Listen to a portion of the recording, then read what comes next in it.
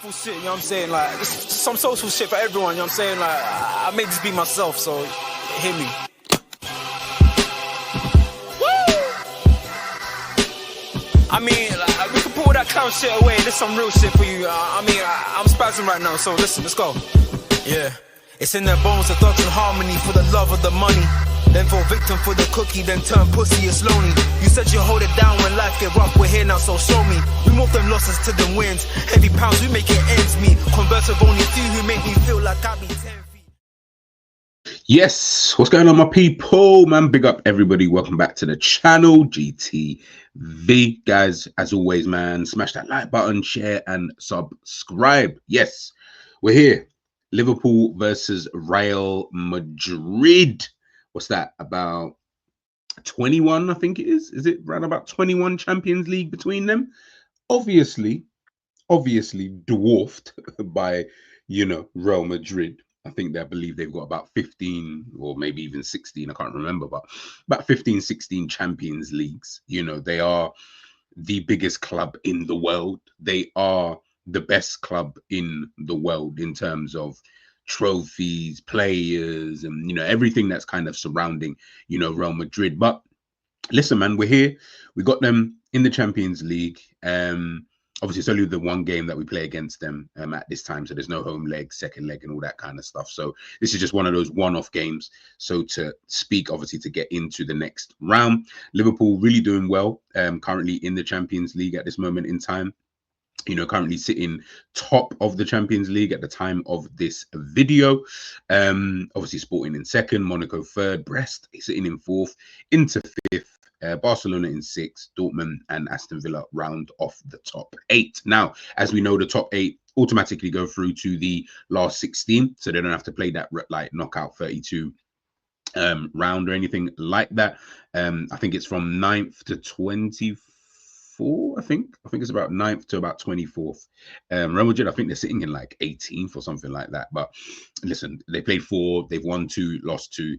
They'll make it through to the next round. Oh, to be fair, I don't know if they'll make it into the top 8, but they're definitely making it into the next round. I don't see them, getting, knocked out. But listen, man, obviously this game comes at such a pivotal period for Liverpool Football Club, of course.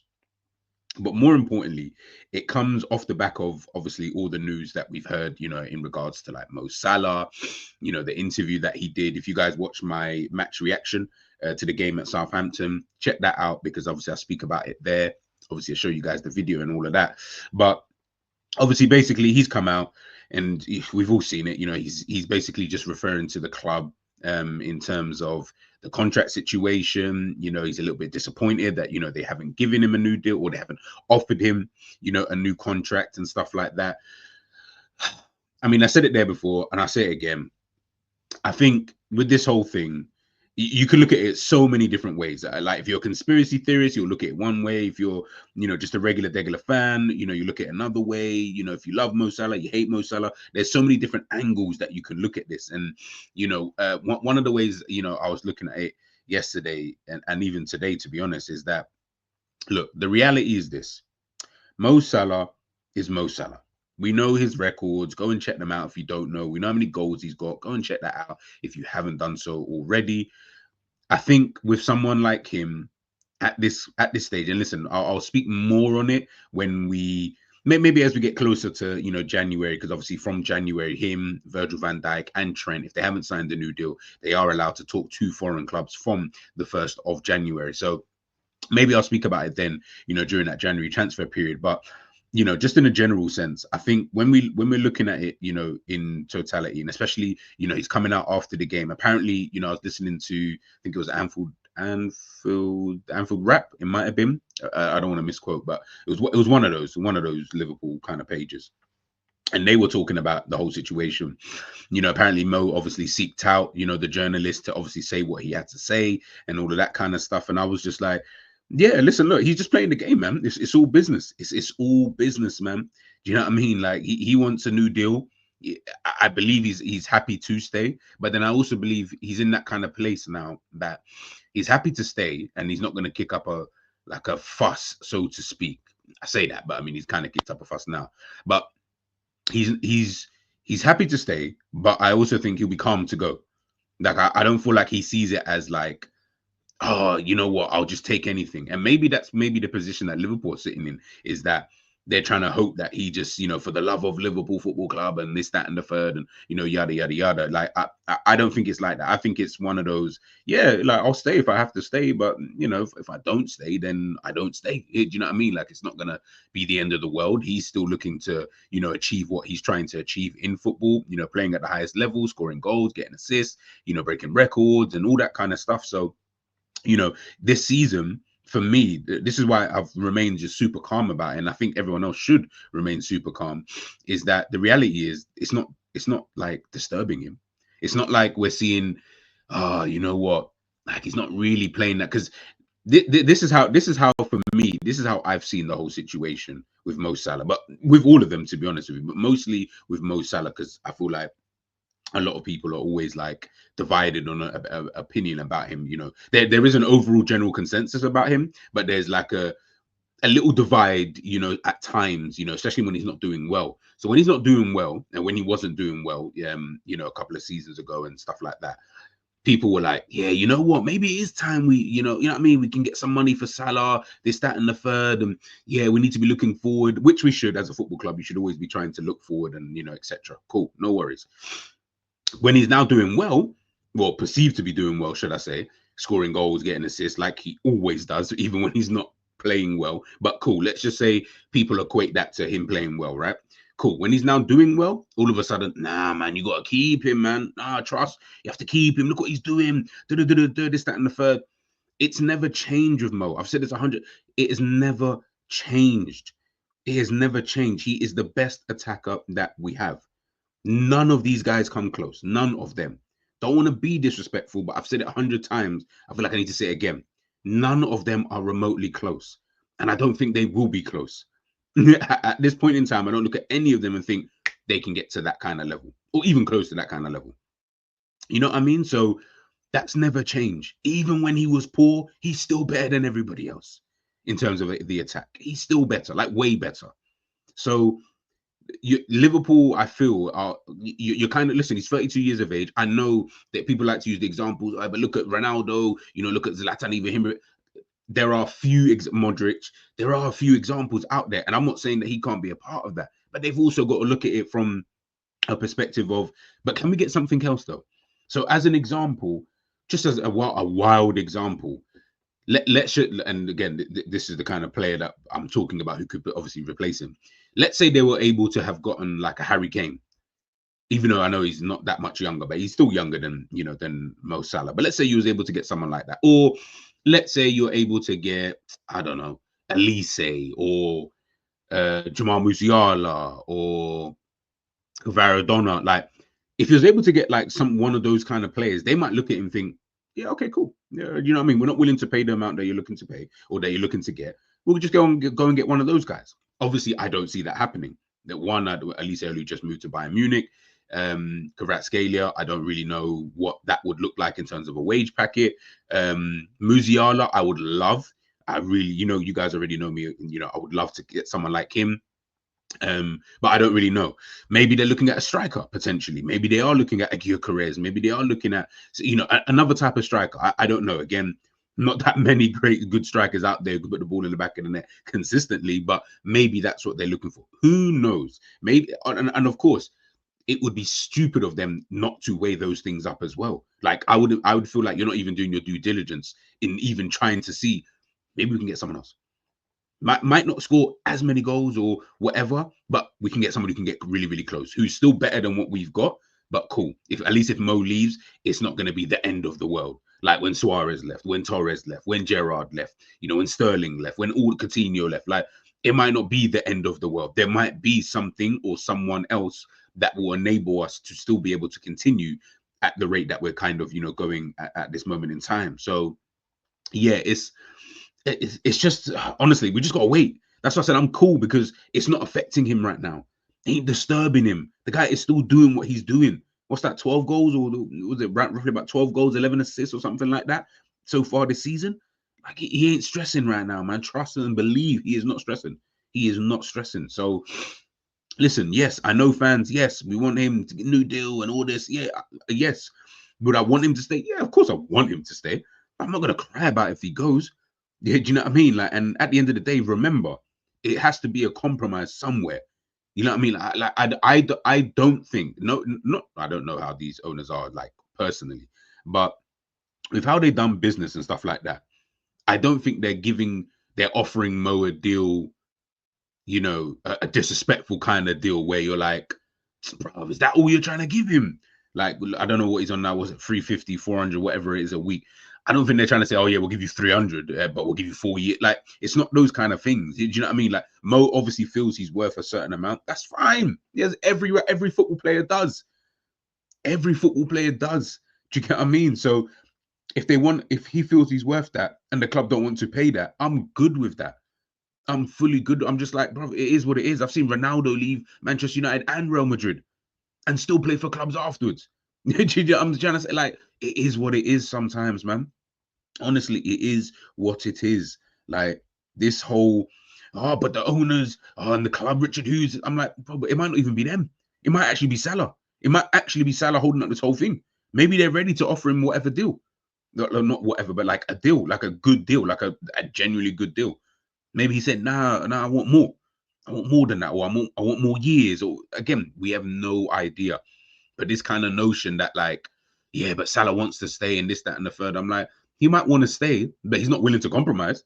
Clearly. Do you know what I mean? Like, he ain't willing to, lower his demands. So why should the club be put in a position where it may affect future things? Salah ain't gonna be here too much longer anyway, even if he signs a new deal. He ain't gonna be the Salah that we know for too much longer. So if that's the case, does the club want to put themselves in a potentially bad position?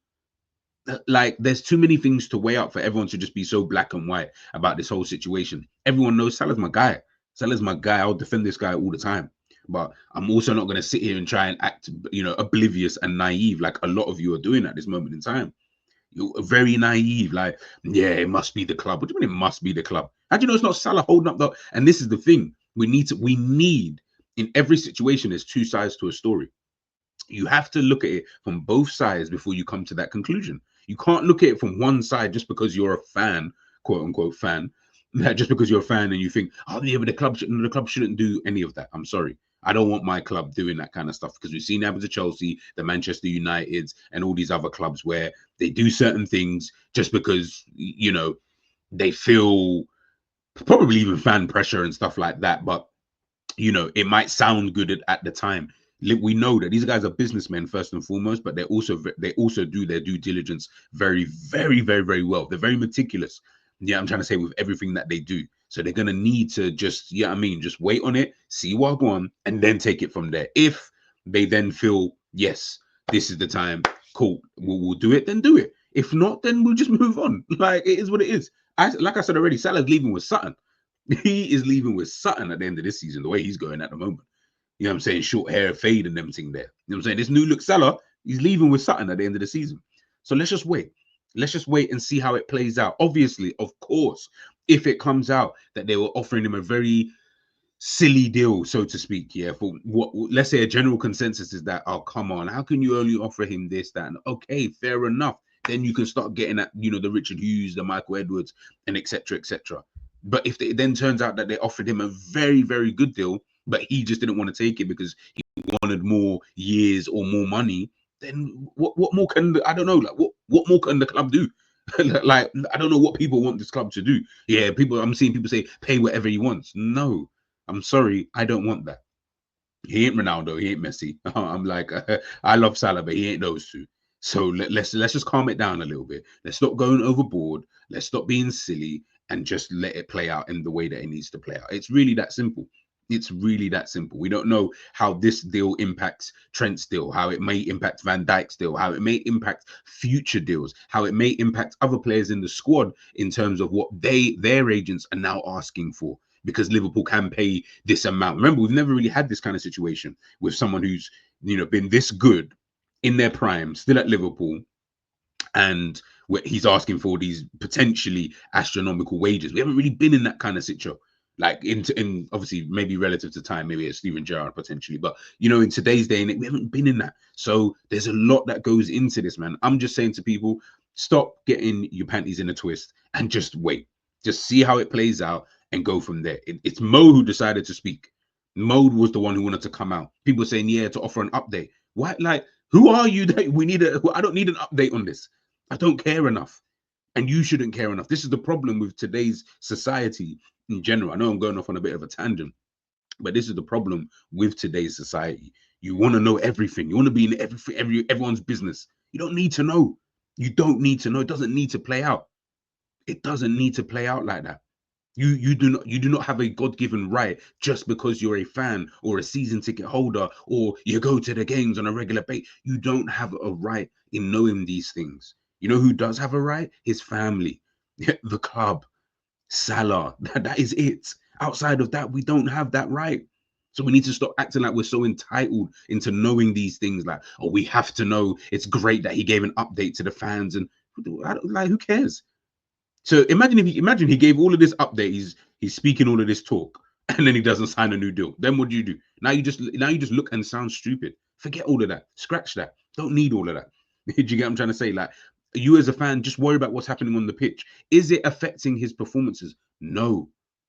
So why are you so concerned with knowing the ins and outs and this, that, and the third? People tell me trust the club. People tell me trust Edwards, trust Richard Hughes, trust them, back the players. None of you are doing that at this moment in time. Not none of you. Most of you are not doing that at this moment in time. You're not doing that. I can see it already. It's funny how these kind of things brings out people's true colors in terms of how they think about everybody else.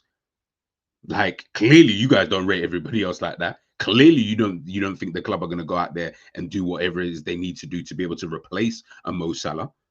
It's just one of those kind of things, man. Like, it's funny how these things play out, and it shows different things. It shows so much about a person's character and stuff like that. Those are the kind of things I look at when these kind of things play out. Bro, just the guy is playing fine. He's performing well. He's doing his thing. I don't care about the contract situation. Are you doing well for Liverpool? Yes. Are you scoring goals? Yes. Are you getting assists? Yes. Are you performing? Yes. Are we top of the league? Yes. Are we top of the Champions League? Yes. So guess what? I don't care.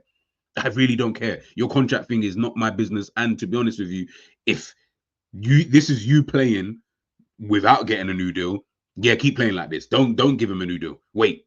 I'd rather you just wait it out. Because right now we got Premier League to win.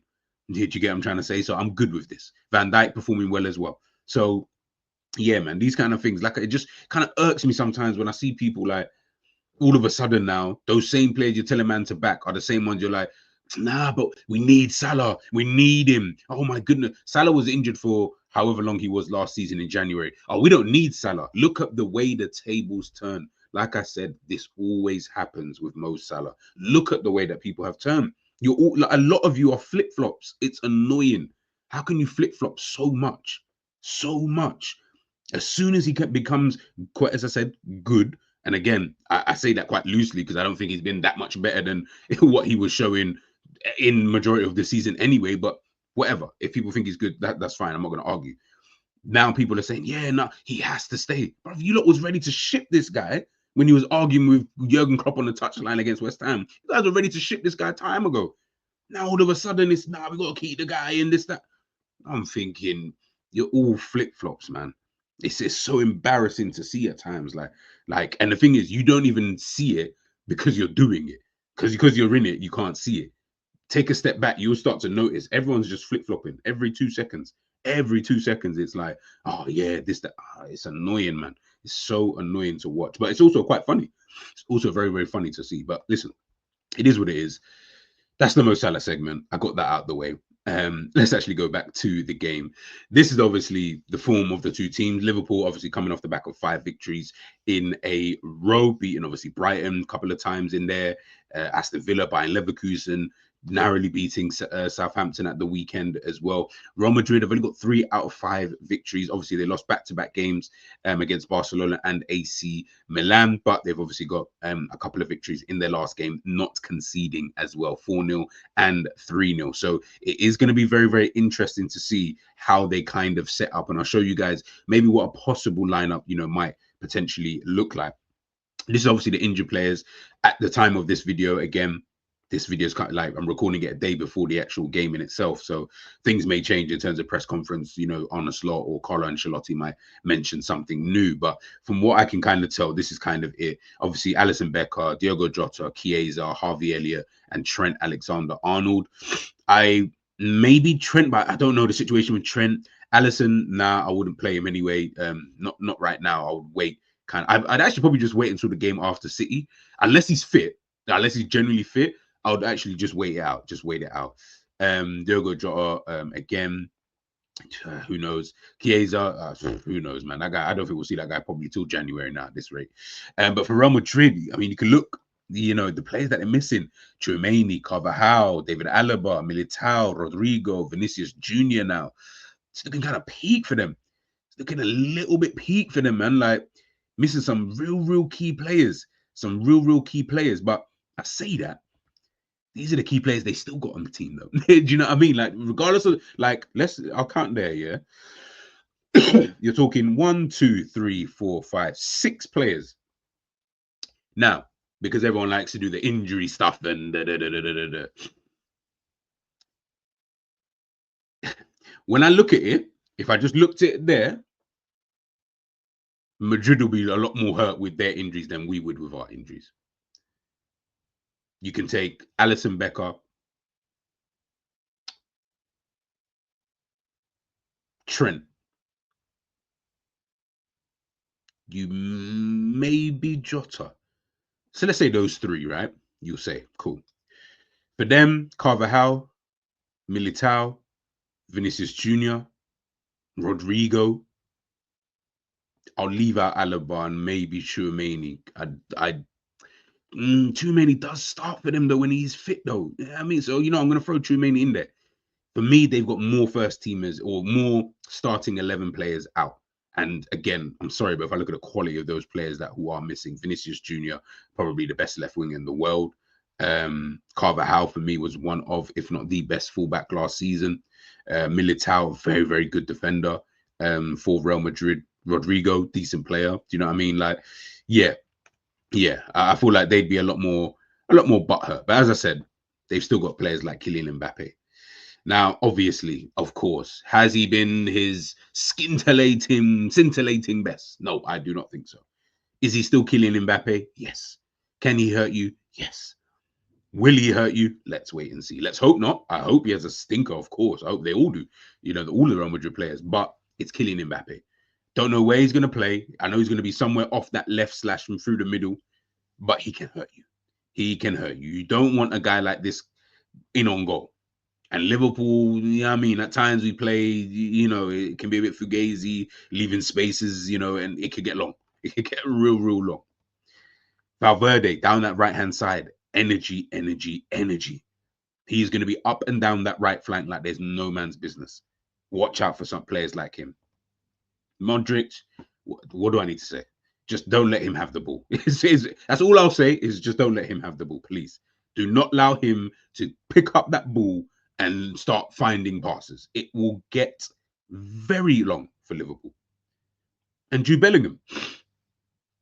This is the player I think, obviously he's going to be a key player for them anyway, just in the game in a general sense. But I look at someone like Jude Bellingham and I think to myself, he's one of those players, man. If you don't track him and he's allowed time to run into that box, problems. Absolute problems. Do you know what I mean? So if for me, someone like Bellingham, I'm like, again, just be careful. That's what I'm going to say. I'm not saying Liverpool cannot beat them. I don't want anyone to misconstrue what I'm saying because I know people are like, oh, but we can. I know we can. I know we can beat them. I fully know that we can beat them. What I am saying is that let's not act like they don't have some of the best players in the world in their team. Do you know what I mean? Now, I couldn't find another centre-back.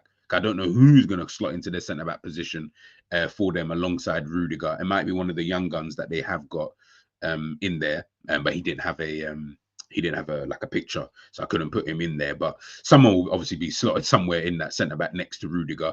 That's kind of the team I think they will go with, though. Maybe a 4-4-1-1, potentially even a 4-5-1 kind of thing. Like I think they're going to be quite pragmatic in this game. And Madrid are good at doing that, you know. Like, they're one of the better teams I know out there in world football. If the Carlo Ancelotti wants his team to be pragmatic, they will be pragmatic. They will stifle the hell out of this game and just pick moments. And then when you start getting frustrated, that's when they hurt you the most. Happened to us when we played them and we lost like 5-2. They start frustrating you in the game, like little fouls they pick up, you know, little things that they do. They're so experienced, like Modric, like Mbappe, Rudiger, Couture, like Valverde, like these men are so experienced. And by the way, this is the team that's missing all those players that I showed you. So the Vinicius, the Militaos, the Carvajal's, like, but they still got experience here. Like it can get long with this type of team. Now, granted, when I look at this team on paper right now, add in whatever centre back you want, yes, that looks like, okay, this is the best time to play a Real Madrid. Yeah, do you get what I'm trying to say? Not been great this season in terms of as a performance base. You know, they haven't really been that good. Been quite disappointed, if I'm being honest with you, especially because I actually expected better in more in terms of their performances. Not, and listen, things can turn around. Like I said, they've got 2 victories in their last 2 games, haven't conceded a goal, so things could easily change in that kind of regard. But what I think we're gonna see is that obviously everyone's like, oh, yo, like we're all thinking it like, yo, watch this left-hand side, you know, like, you know what I mean, Mendy potentially bombing up and down, Jude Bellingham trying to find those. He'll just be roaming around like a madman. I can see that already. Unless he plays very disciplined and stays there. But I can see him kind of roaming around, potentially going into these positions with then Camavinga potentially coming out to that left-hand side, obviously him being left-footed. And then obviously you got Kylian Mbappe on that left-hand side who will obviously start doing this, because this is what I think would end up happening. Is you get situations like this where, you know, Camavinga pulls out to that side, Bellingham now becomes a central striker. All of a sudden now you've got kind of a 3 like this, or even potentially even a 2, you know, with, you know, a Diaz kind of slotting in behind those front 3 there, or again a 4-2-2 almost potentially that they can kind of, you know, chop it up. Like there's a lot of different ways I can see this team kind of, you know what I mean, playing. Like Madrid have got enough players in there who are quite versatile to be able to move around and do that. Everyone's so focused on this side. I'm just like, all right, let's say we all do focus on that left-hand side because of obviously Kylian Mbappe. The problem you leave is this.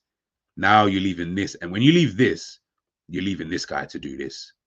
Now, whoever's playing left back, yeah, you're gonna have I think you're gonna have a tough time in terms of potentially even trying to beat him in 1v1s. I'm not even saying that he's even great, but he's decent enough. But also going the other way, when you've, and Valverde, he reminds me of someone who's just mad annoying. Like, why are you so annoying? Like, why have you got so much energy? Do you know what I mean? Like, why have you got so much fitness? Do you know what I mean? And you don't want him in and around the edge of the box taking pop shots.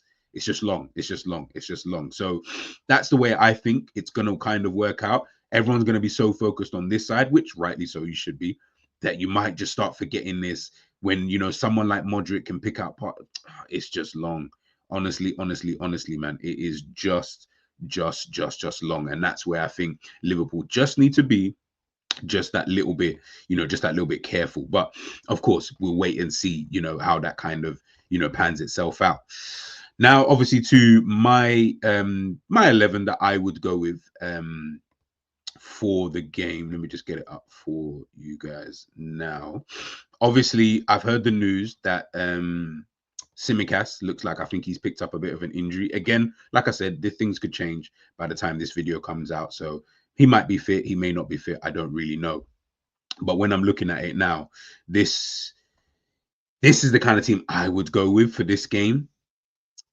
Because like I said about the whole, you know, Valverde down that right-hand side, I just don't think Robbo is, I'm just not trusting. Like, I had to pick, either I put Robbo there and then Gomez right back. But I don't know. Like, I'm still undecided. Obviously, midfield, so this is a team. I've got Keller in goal, centre-backs calm. I've gone with Gomez left back, Bradley right back.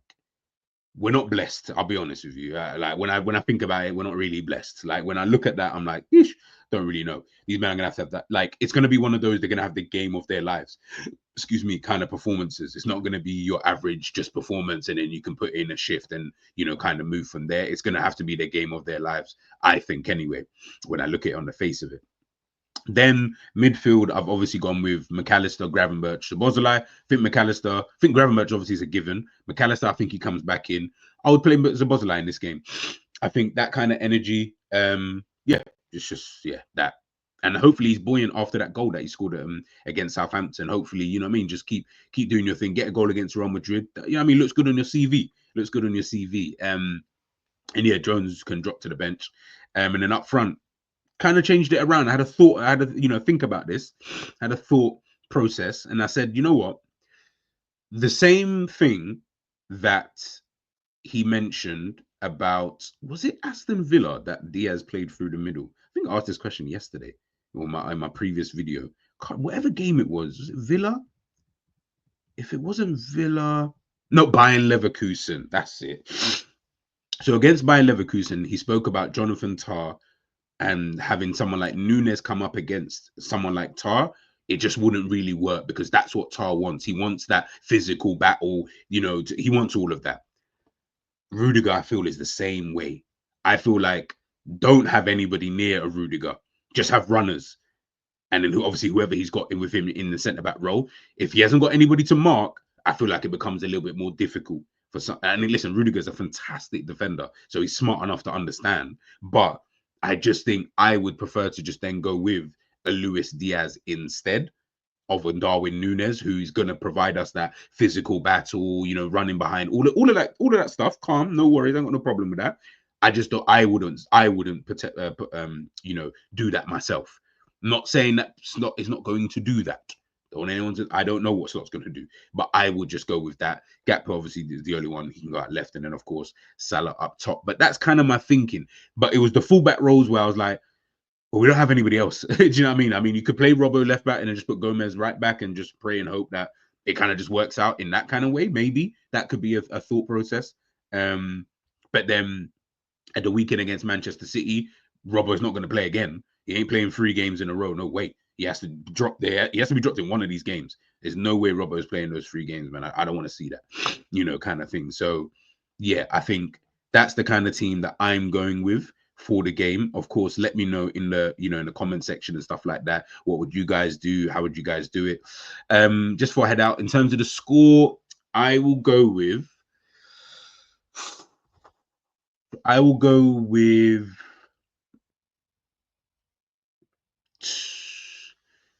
2-1 Liverpool. I think maybe we just edge it. Maybe we just edge it. 2-1 Liverpool. Salah goal and assist. I think I said that last game as well. Salah goal and an assist. But he got 2 goals, to be fair, so that's even better. Yeah, Salah goal and an assist. 2-1 Liverpool. And then, yeah, we take it from there. And then we move on to Manchester City. But let me know, of course, in the comment section, what you guys think, your predictions, my lineup, the whole Mo Salah situation. Let me know all of that, people. And I'll catch you for my match reaction on the Thursday morning. Peace.